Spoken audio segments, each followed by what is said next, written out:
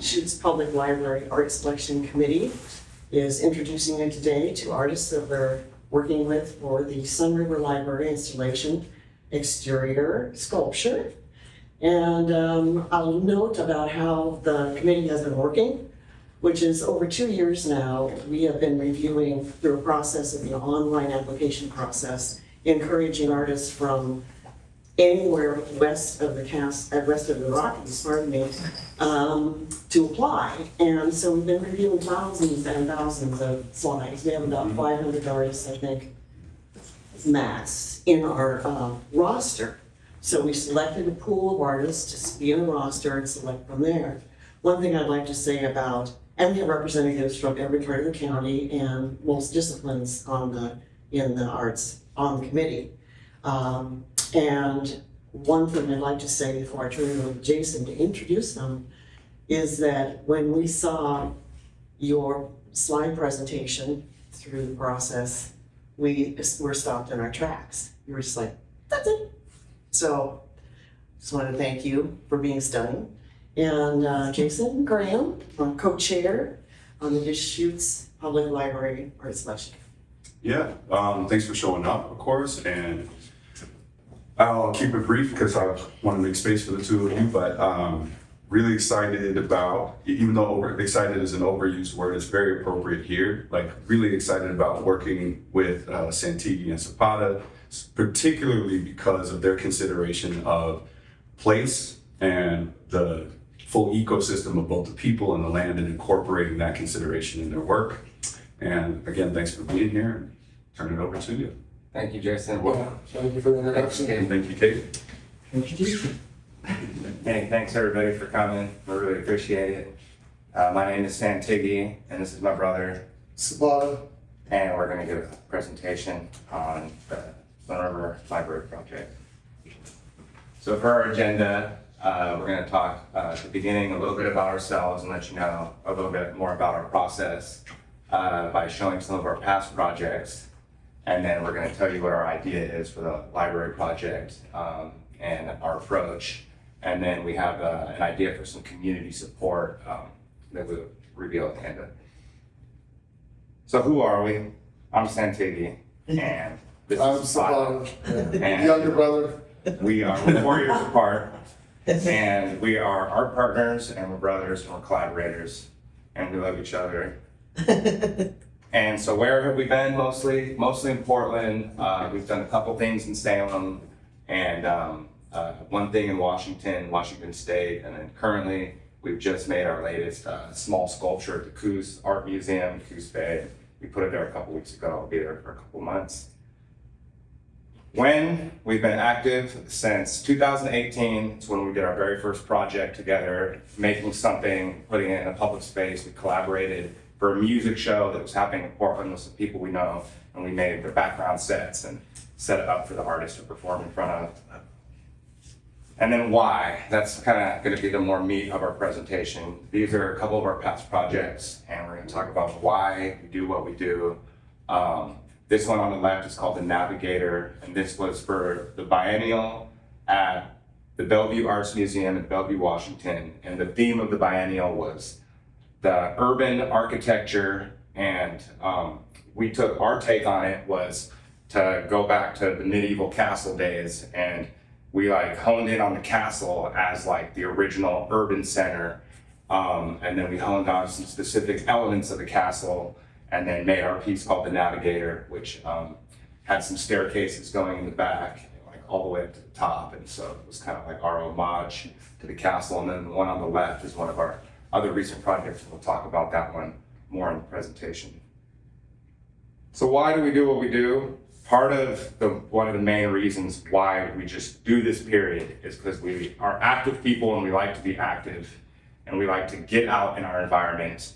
And so these slides here are from Kelly Point Park in Portland, and it's a park where the Columbia River is coming from the ocean, it splits, and then the Columbia goes that way, and the Willamette River then goes through Portland. And so we were doing a project about the Columbia River, so we wanted to go get our materials from the Columbia River. So We like to use reclaimed wood and specifically discarded wood, old milled timber and lumber that has the right angles and everything like that, and find specific pieces that have a specific look to them, and then use those in our work. So this is what we collected that day. There's a friend of ours who came out to help us transport the stuff. Right there, our idea in this moment was to put these caster wheels on these boards so that way we could strap them all together and push them, because we were about a mile away from our car, maybe. We were there for several hours walking up and down trying to grab every piece we could. And then this is just some of the cool things that we see when we're out there. Beaver chopped tree. And then this is the end of that day. This is everything that we were able to get that day. And then we ended up using most of it in the piece that we Yeah, we went through several ideas. You didn't have the final piece. We ended up making a table out of this. It was a project with, can't remember the artist's name, but he wrote a poem that was over like 130 feet long on a piece of tie-dye paper. In the gallery we were working with, Elizabeth Jones, they needed a table so they could read the poem. They were reading sections of it per week. So we ended up making a really long table out of all that. And it was since the poem was about the Columbia River, that's what prompted us to go out to the river itself and get the material to then make the finished product, which was this table. And then, like Sapata was saying, it was a collaboration with this artist. One of the artists, his name's Fred Wong, and I believe he's a poet. And so then he made a map of the Columbia River. And so this map was scaled to the exact dimensions of the length of the Columbia River, starting in Canada. And so it like wound up right there. And then each week they would do a presentation and they would unwound like another like section of it. And so it was like a collaboration in that sense.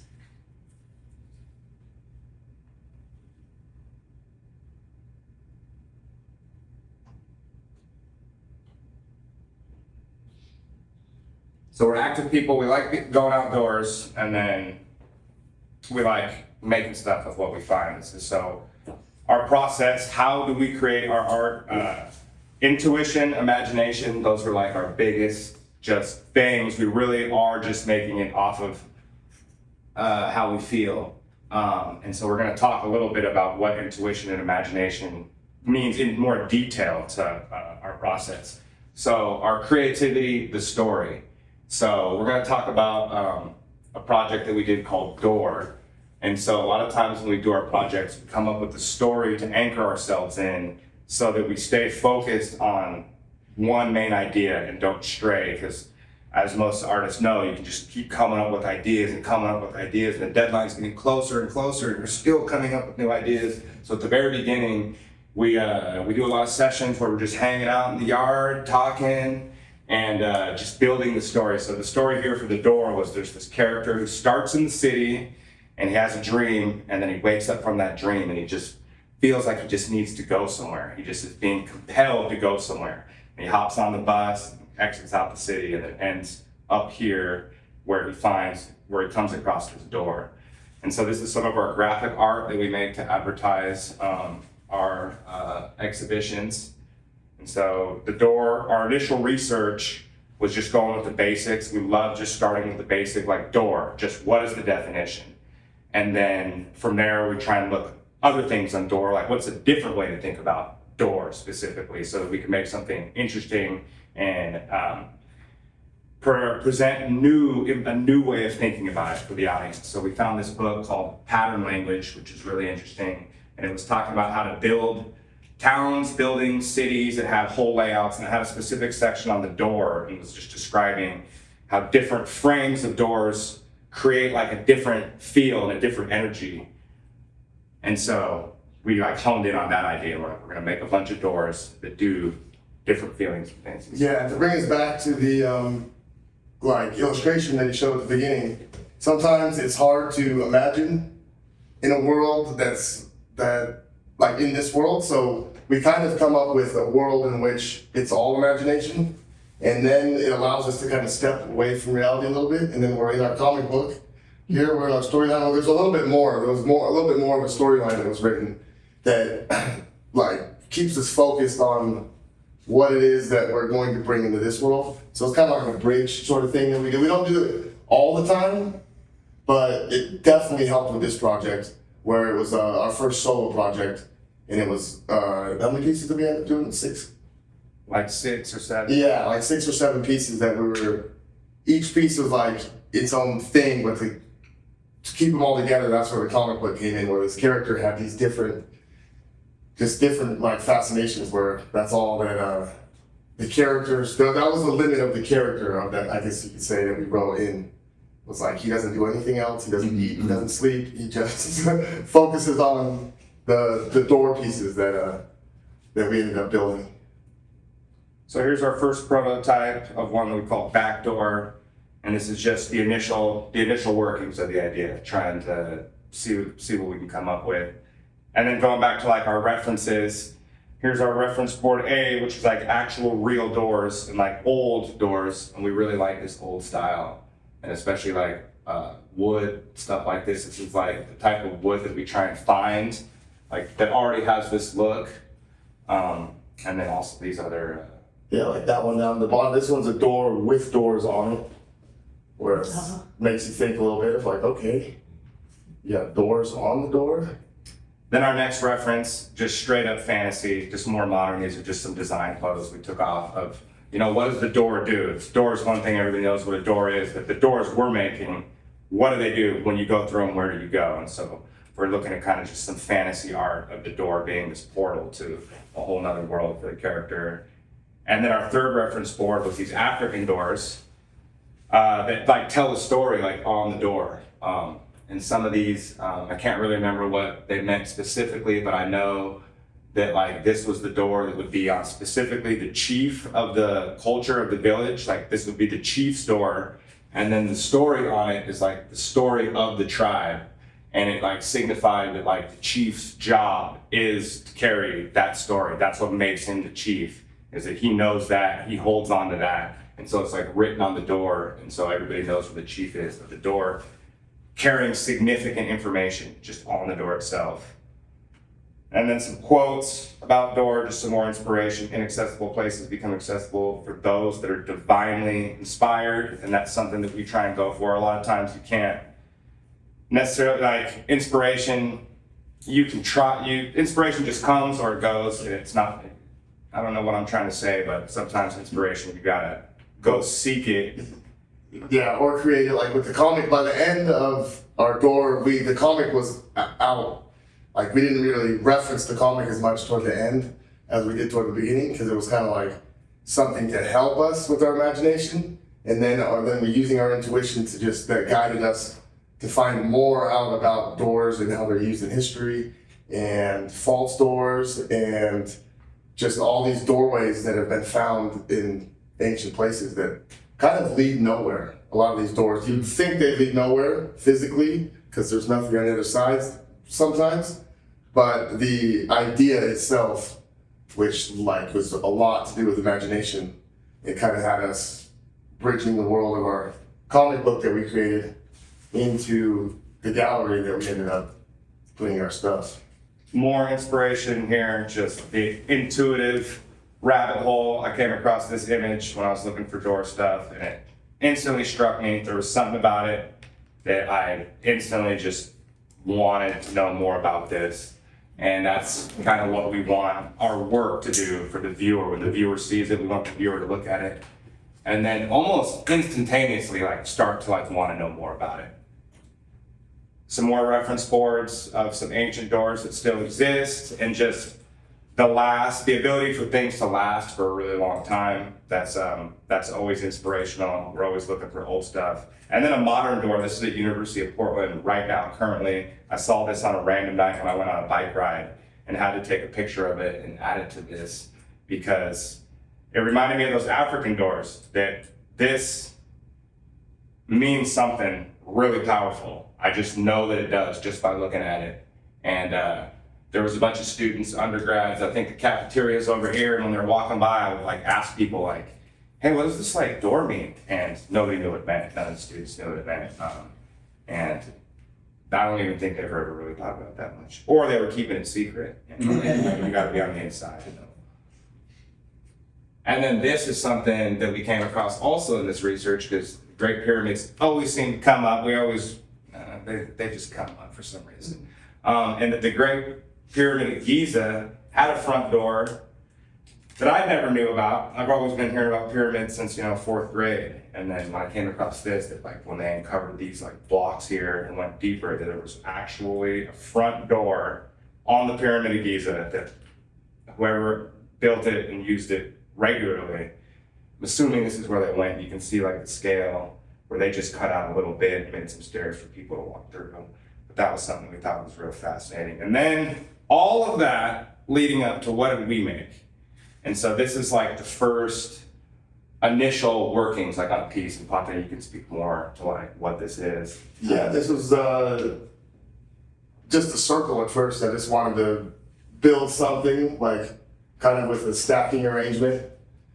So I just stacked the wood and like it was one solid piece, and then I just cut out a circle. And for a while, it just stayed as a circle that like was kind of like an inspiration piece of a building feat at the time. This was a few years back. Of where we were able to bend the wood without like bending it, like coming up with different techniques of, okay, we can stack it together and glue it and then just cut circles out of it, which that's what this is. And it was a grinding bench for a little bit. I was gonna make it a table. I thought the idea of working in a circle like that, it just felt really cool, like something overhead. So for a while, like we were building other things and that was just there as most inspiration. And this is another one of the pieces called the Key Ring of Fire. Yeah, then I took after making the ring, I was like, well, I can stack all kinds of wood together and cut whatever I wanted out of it. So that's how I got the back of this. I stacked I think it's like 8 pieces together and glued them and let it sit for a few days, and then I was able to carve into it.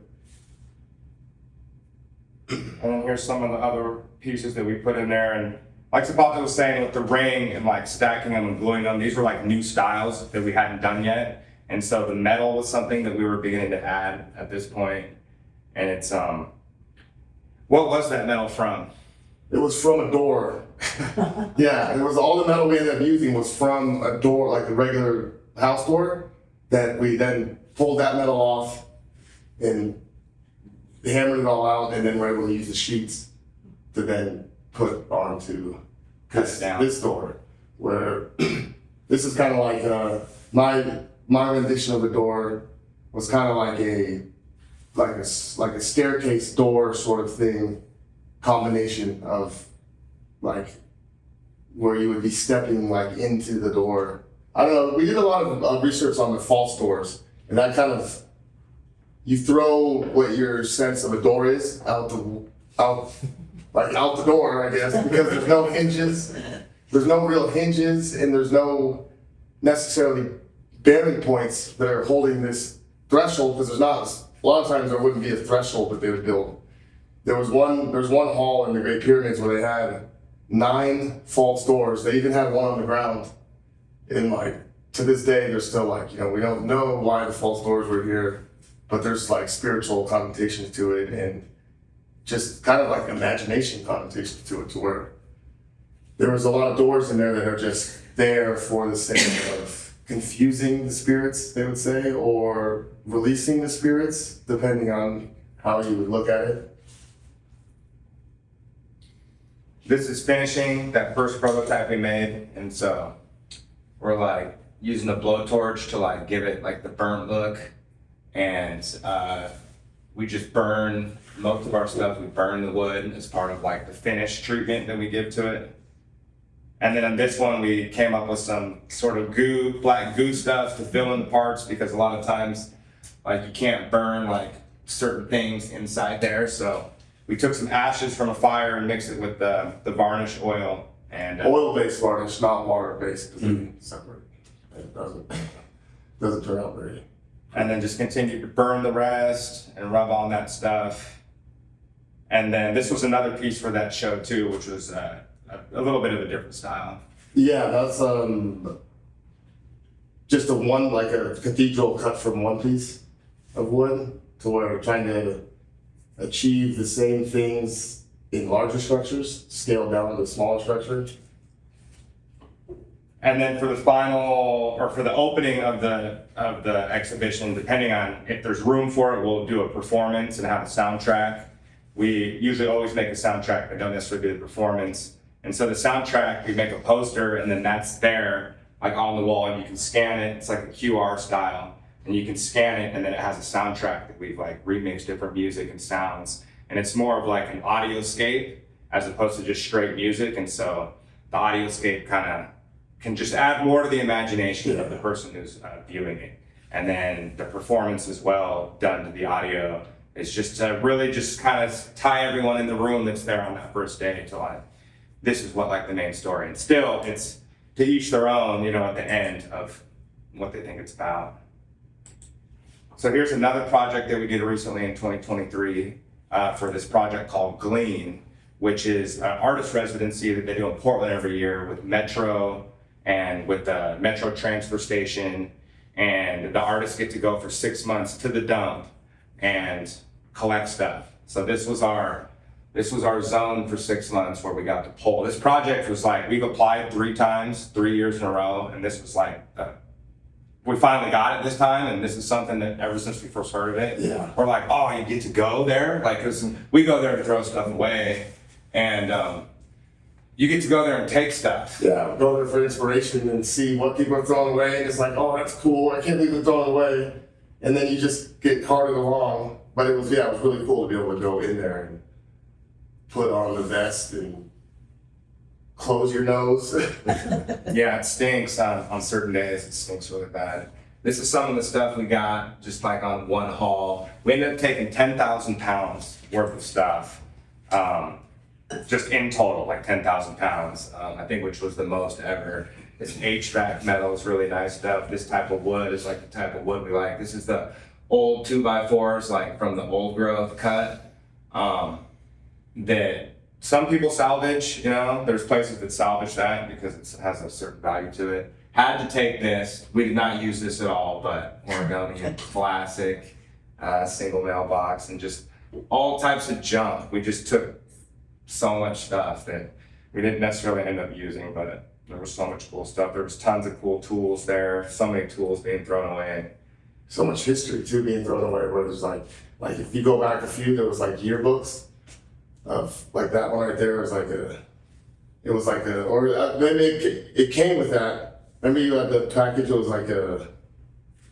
It was just old stuff. I found a check from 1980 something that was like unsigned, or it was blank. It had a money amount and everything, but it was blank. That was like the favorite thing. We could go to the chemical section too. So we got tons of stuff like this, probably, I don't know, tons of boxes like this, tons of paint, tons of nails, all types of stuff.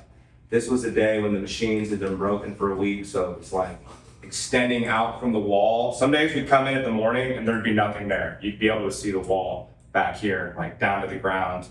But this was prime digging time. And then here's like the beginnings of like starting to work on an idea. Yeah, the chair.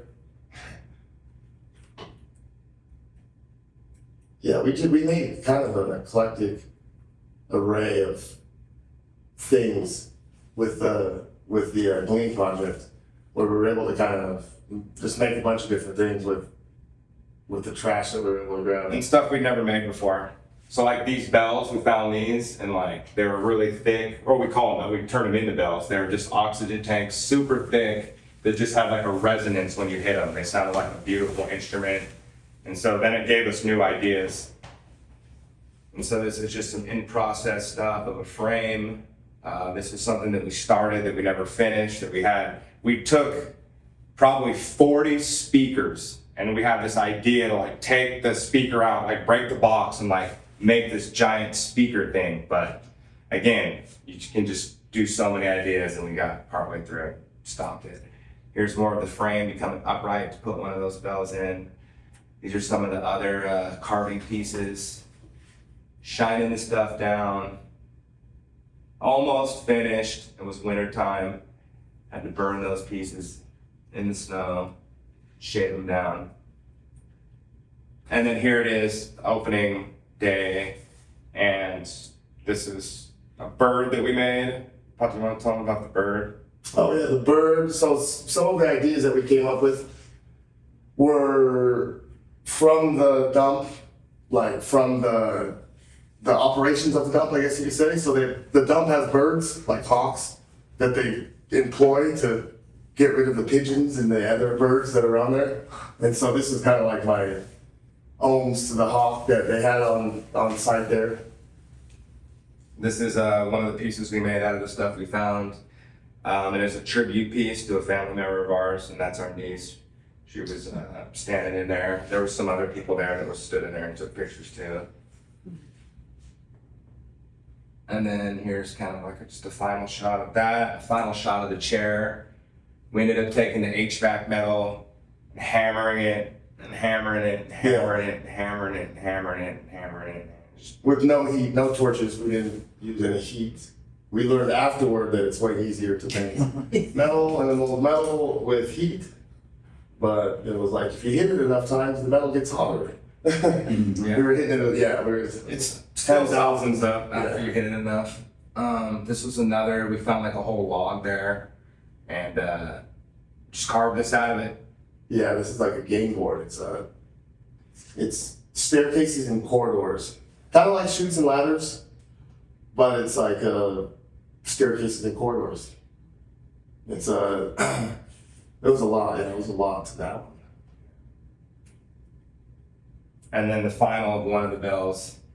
And yeah, everything from the dump, all of this 100%. And then a third piece that we want to share with you was another recent one from 2023. And the theme of this one was life inside the smoke.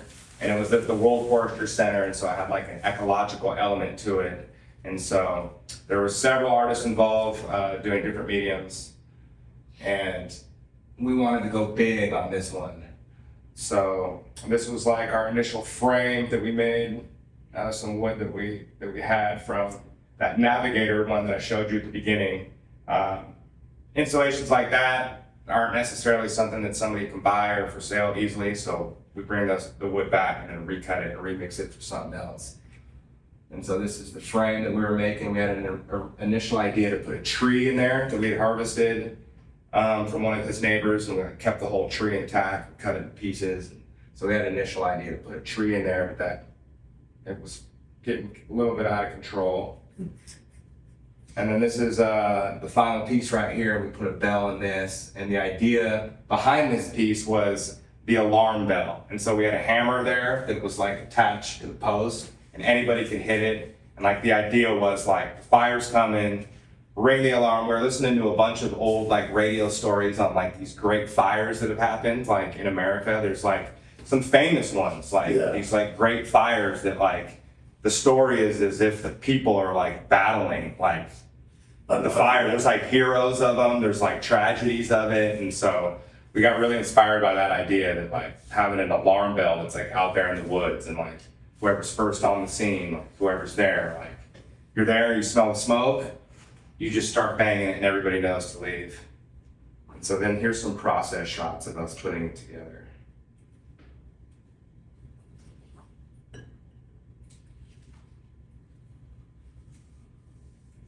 Yeah,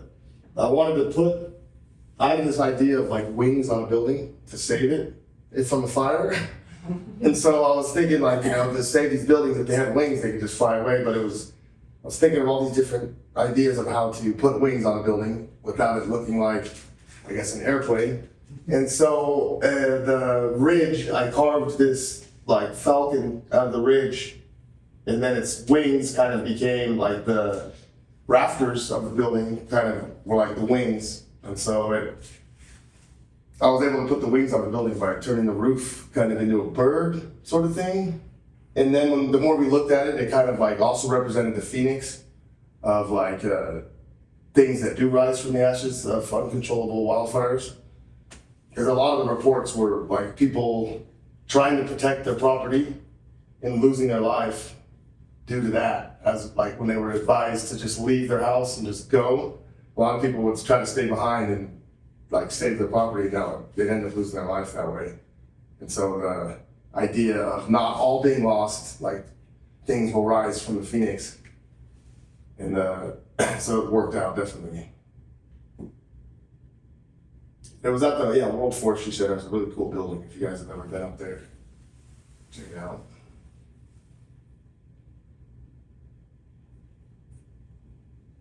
Yeah, this was all the pieces were put together on a separate site, and then it was just assembled here.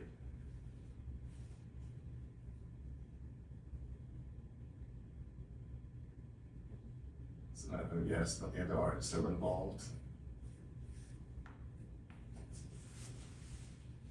And then these were some secondary pieces that we made just to accompany the idea.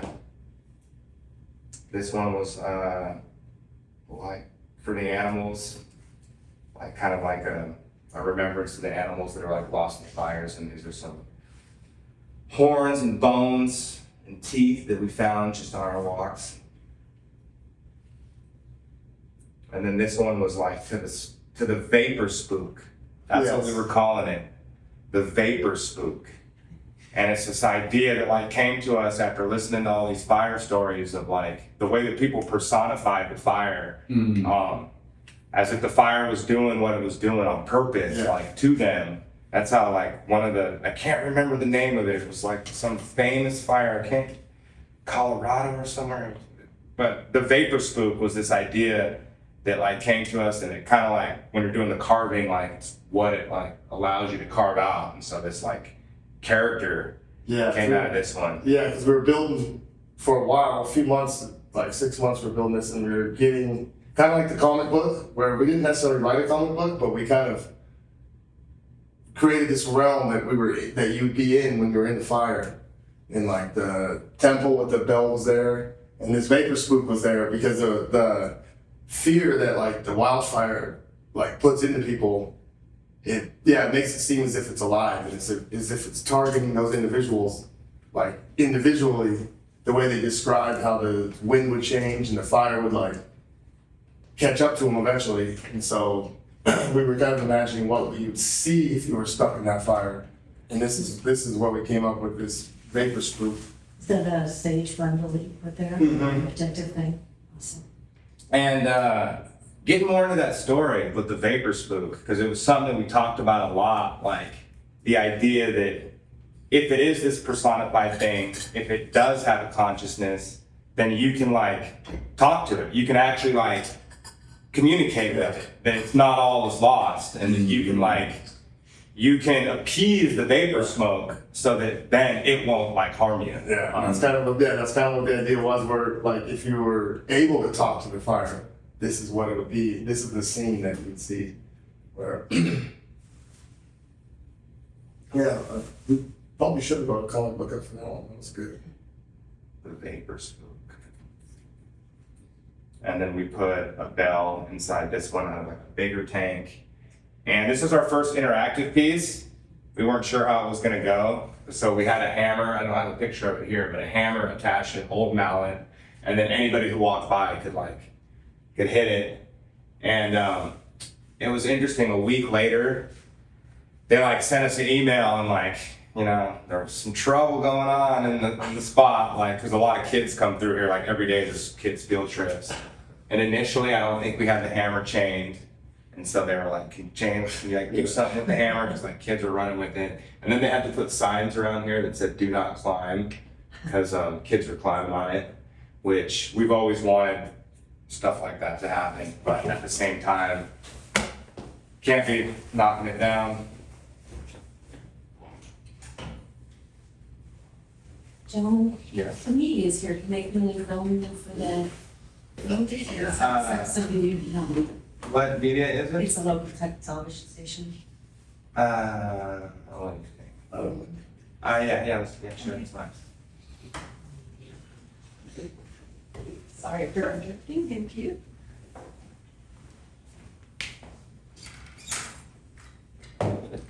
So all of that is leading us to this place, which is why we're here now,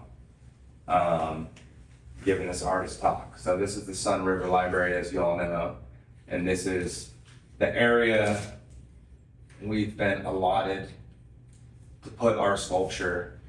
And how we're approaching this one, we have this idea that has to do with library, and like what the bigger idea of what a library is, why they exist, what they do and what they've done in the past.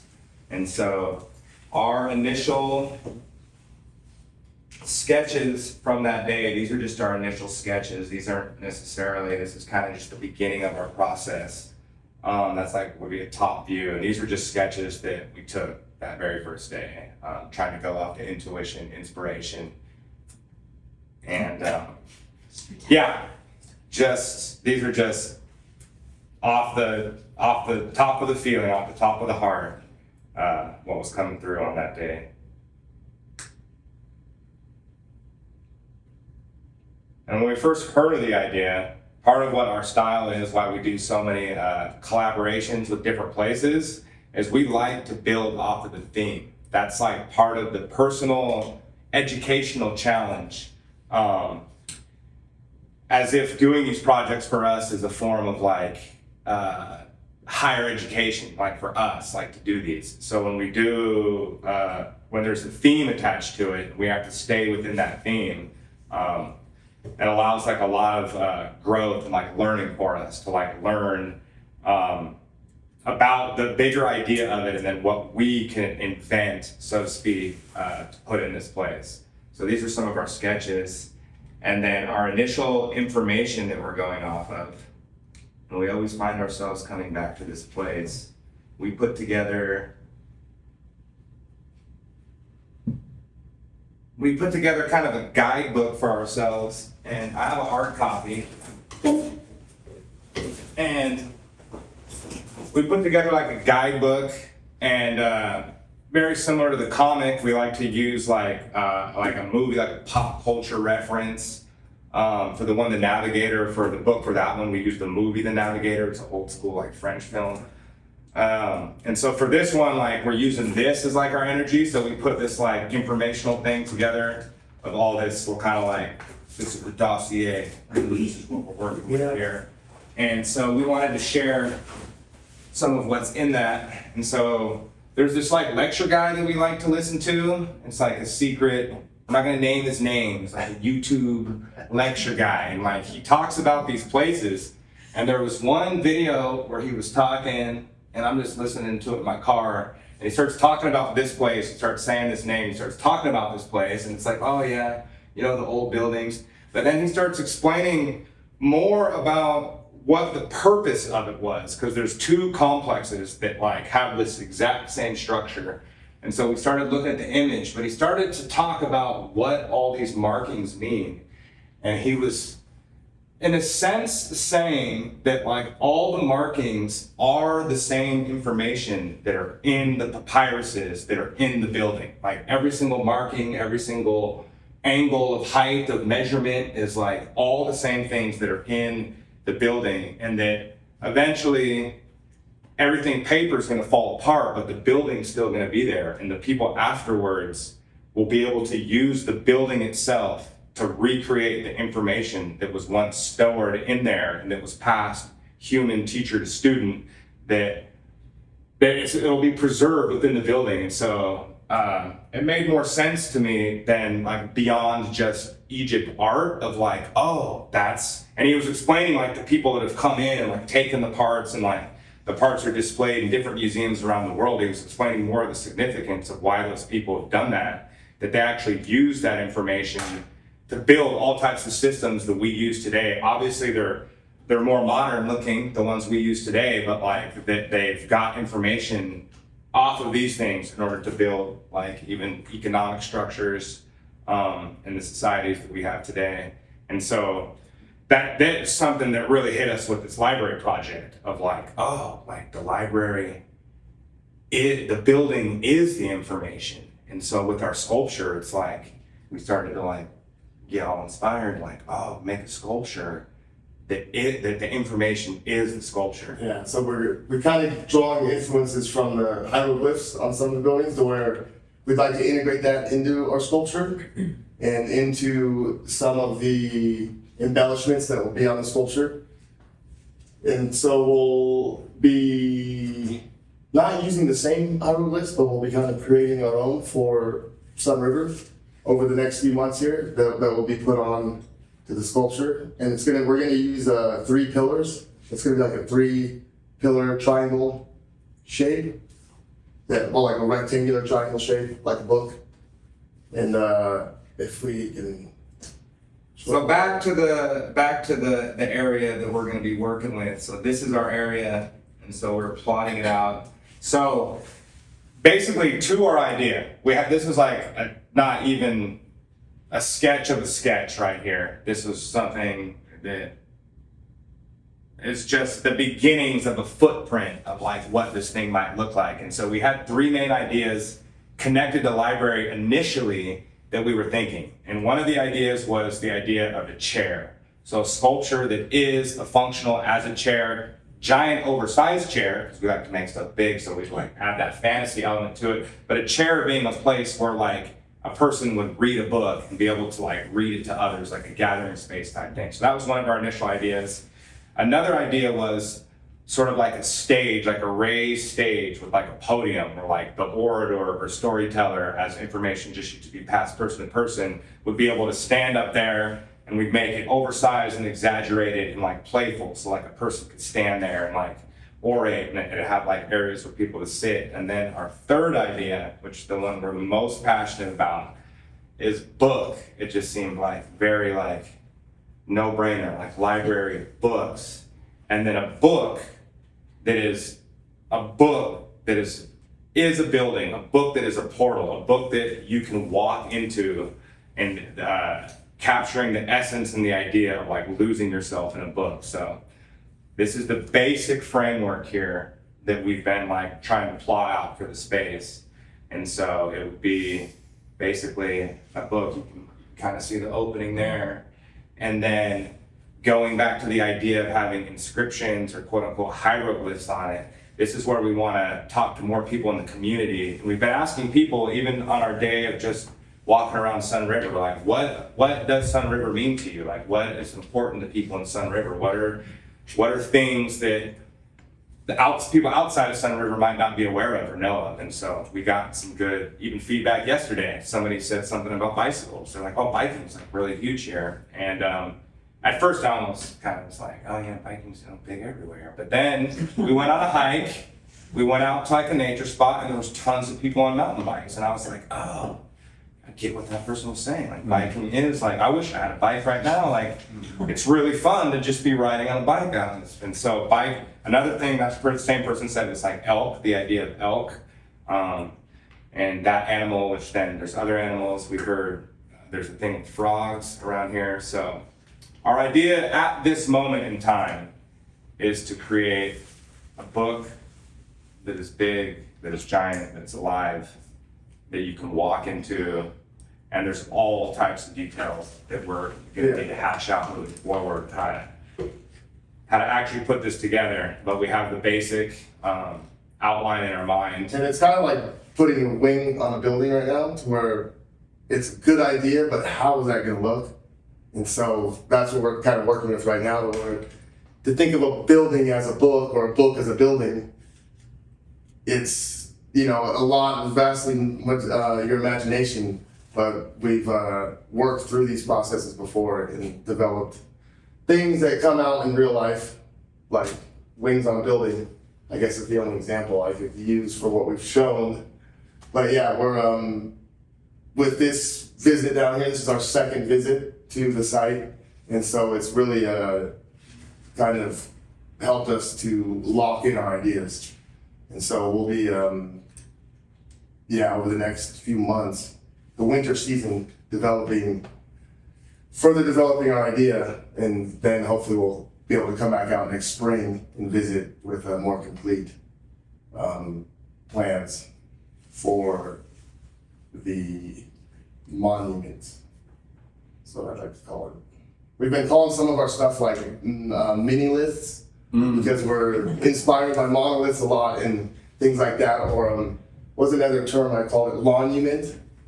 Because they're not quite big, they're like just smaller things that can fit in your lawn, some of the other projects. But this is definitely one of our bigger projects that will have fun further developing these ideas. And we're super excited about it. Excited is overused, but it's an appropriate word. Yeah. We're actually really excited about it, and we're really inspired.